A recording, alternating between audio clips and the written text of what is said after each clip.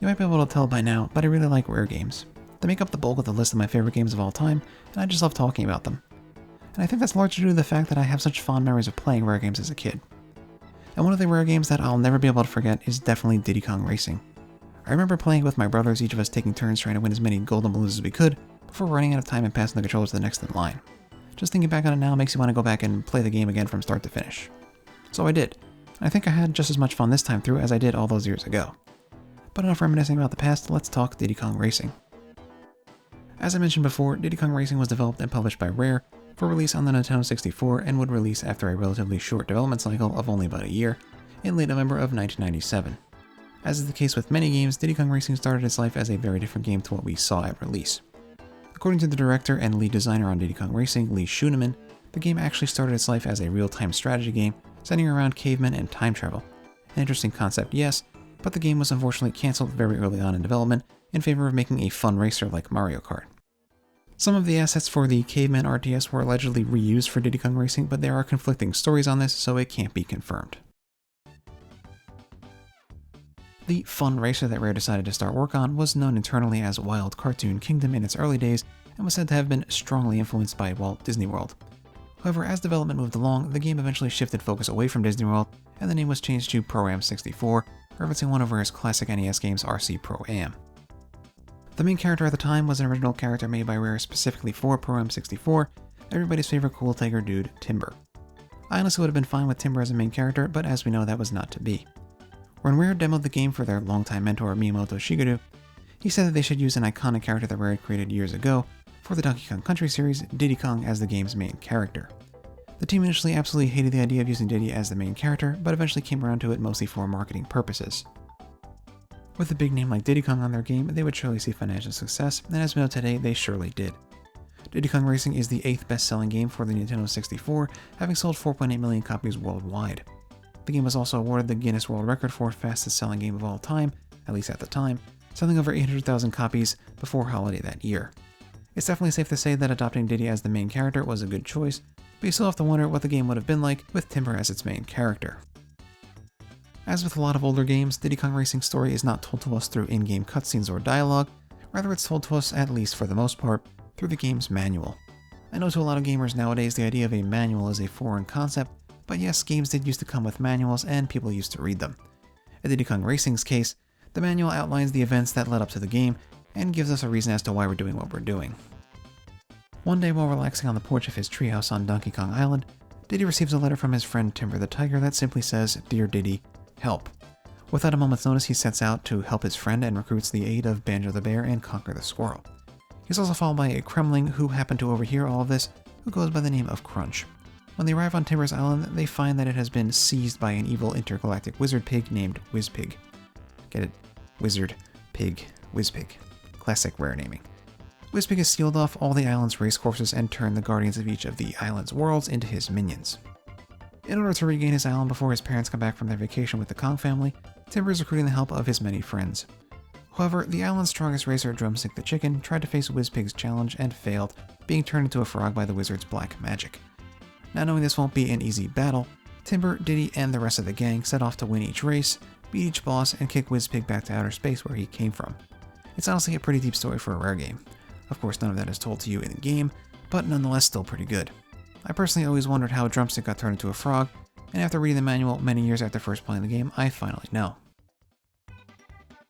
As you'd expect, Diddy Kong Racing is of course a racing game. And as I said earlier, it takes a lot of inspiration from Mario Kart, using many similar mechanics like drifting and item pickups. However, Rare isn't the type of company to just outright copy another game. They took what people loved about Mario Kart and added their own flavor to it, making Diddy Kong Racing, in my opinion, a much better and more fun game when compared to Mario Kart 64. The first and most obvious thing they did gameplay-wise to differentiate the game from Mario Kart was to include not only the standard kart, but a hovercraft and an airplane as well. This seemingly very simple change made Diddy Kong Racing an entirely different experience to that of other racing games and added so much more depth to its gameplay. Every course has a default vehicle that has to be used there on your first and second visit, but after that you can usually choose from one or two other vehicles to attempt the same course, but in a slightly different way. I like going back and attempting courses I've already cleared with a different vehicle, because the paths you take and the time it takes to complete each race are for the most part totally different. Another way Rare differentiated Diddy Kong Racing from Mario Kart was through the addition of the ability to power up your item pickups by picking up another of the same color. This was, in my opinion, one of the things that made Diddy Kong Racing so memorable to me as a kid, because it just gave you so many options and made the gameplay really fun at a basic level. Just to go over the controls really quickly, A of course makes you accelerate, B makes you slow down and reverse, R lets you drift, Z fires items and honks the horn, and C controls the camera distance. You can also hit the brake while drifting to corner more closely. Another thing that makes Diddy Kong Racing stand out from the crowd. Similar to other racing games, Diddy Kong Racing uses boost pads known as zippers that, as the name implies, makes you zip ahead when you run over them. However, Rare again differentiates themselves by adding in a bit of tech. I didn't know this as a kid, but if you release the A button right before going over a zipper, you actually get a better boost. Once I learned this, it made the game even more fun and helped me out a lot in some of the more tough races and time trials. This is probably a good time to mention that the main objective of Diddy Kong Racing is to collect golden balloons that you get from completing various races and challenges.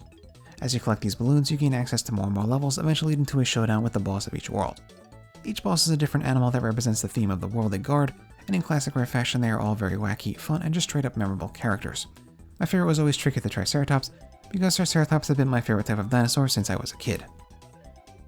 When you manage to defeat a boss for the first time, they will task you with going back through the races you already cleared again, but this time forcing you to collect silver coins that are scattered around the course. These silver coin challenges can actually be pretty tough, and will more likely than not take you more than one attempt simply because you have to search for the location of all the silver coins before you're able to collect them all and win the race. I've seen this being criticized as repetitive in other reviews I read, but I personally enjoy going back and completing races I already did, with a little extra difficulty thrown in. Silver coin challenges make you approach each level in a very different way to the first time you were there, so I didn't really find it repetitive at all. Once you clear all these silver coin challenges, you have to meet the boss again, but this time they're more difficult than the first time you raced them. If anything, this was the most repetitive part of the game to me, but in all honesty, the races are so short that it wasn't really an issue. After you beat the boss for a second time, you get a piece of the Wizpig amulet and the ability to take part in the trophy race, this game's version of the Grand Prix from Mario Kart. If you get first in a trophy race, you get a golden trophy, but we'll get back to that later. As for right now, let's talk about Wizpig. In order to face him, you must first get all the 4 pieces of the Wizpig amulet from all the bosses and then fly into the mouth of the giant Wizpig head in the main area of the island. The Wizpig race is extremely tough and will definitely take you many attempts to clear. That is, if you're doing it the normal way. There's a tactic that allows you to go faster in the kart by pressing the A button repeatedly instead of holding it down. This makes the race almost trivial, and I wouldn't recommend it to someone attempting it for the first time, as it kinda takes some of the fun away. But if you're stuck, it can definitely be a real lifesaver. Once you defeat Wizpig, Diddy and the gang throw a party to celebrate. However, Wizpig comes back and ruins the party before leaving for his home planet. Fearing that Wizpig will one day return, the gang decides to follow him to his home planet to settle the score once and for all. This is where the trophy race trophies come in. You need to get the gold trophy from all the 4 world's trophy races before you're able to go to Wizpig's home planet, Future Funland. I would recommend at least picking up Drumstick before heading there because you can very easily unlock him by running over the frog in the main area that looks like a chicken. TT also can be unlocked at this point, but it will take you a lot of time to clear every time trial and meet his times. It's obviously up to you, but I personally did it with just Drumstick. Future Funland is along with the other worlds and that you have to clear each race and silver coin challenge, but in between there is no boss fight. The only boss is Wizpig at the end of all the races, but you can't get to him without another amulet. This time you need the TT amulet, which is actually relatively easy to get. Hidden in a certain level of each world, there is a wish key that unlocks a challenge level from which you get a piece of the TT amulet after you claim first place. These wish keys were actually surprisingly well hidden for a racing game, and will probably take you some searching to find if you don't use a guide. As for the challenges themselves, they are in essence various battle modes that change up the normal racing gameplay of Diddy Kong Racing, and they were really fun. You can also play these modes in multiplayer, and I remember having so much fun with these as a kid with my brothers. If you have someone to play with, definitely check them out. But back to Wizpig. Once you complete the amulet, you can at last face Wizpig in future Funland. This time, however, the race takes place in a plane, so you can't use the tapping A strategy. It's a pretty tough race, but probably not as tough as the first one with no tapping. Once you finally defeat Wizpig for the last time, he gets blasted to the moon where his rocket explodes. The gang returns home and finally has that party they wanted to have, this time inviting all the residents of Timbers Island. Once the party ends, we see one scene of Wizpig's ship flying through space, his laughter somehow being heard in the vacuum of space. He's a wizard, so I guess the laws of physics don't apply to him. Rare was very clearly trying to set up a sequel here, but it sadly never came to fruition. There was at one point talks of 2 sequels to Diddy Kong Racing, however both were cancelled after Xbox purchased Rare in 2002. Another unfortunate casualty of the buyout. But getting back to the game, after you defeat Wizpig, you unlock Adventure 2 mode, where all the courses are flipped like Mirror mode from Mario Kart, and the silver coin locations are made much more difficult. It's a really fun way to add replayability to the game, and much like the normal Adventure mode, I had a blast with Adventure 2. Moving over to the visuals now, Diddy Kong Racing is, like pretty much every other N64 game, made completely with 3D graphics, and it looks pretty good for the time. I personally like the look of the old N64 games and think they hold up pretty well today. Diddy Kong Racing in particular, with its colorful design and overall fun aesthetic, I think works really well even now. There are times that the frames do drop a bit because of the visuals, but it wasn't too big of a deal in my opinion. It's not really a type of game where a high frame rate is necessary, but of course it would have been nice if it ran just a bit more smoothly. There is a visual theme to each world, and they're all so much fun. I mean, we started in a prehistoric volcano and end up on the home planet of an intergalactic wizard alien pig from the future. There's just so much variation in level design here, and I love it. Literally every single track looks interesting and just straight up fun, and that just makes it such a joy to race on them. Also, we can't forget about the hub world. It's probably one of the most memorable places in video games for me, and always will be. As always, the character design is another place that I really have to applaud Rare. Each character, even the ones that never got the spotlight of their own game, are so lovable and memorable. All these years later, I could have recited each one to you even before I replayed the game. My personal favorite will always be Drumstick, but I can't say that I dislike any of the characters of Diddy Kong Racing. Even the side characters like Taz the slightly racist elephant left great impressions on me.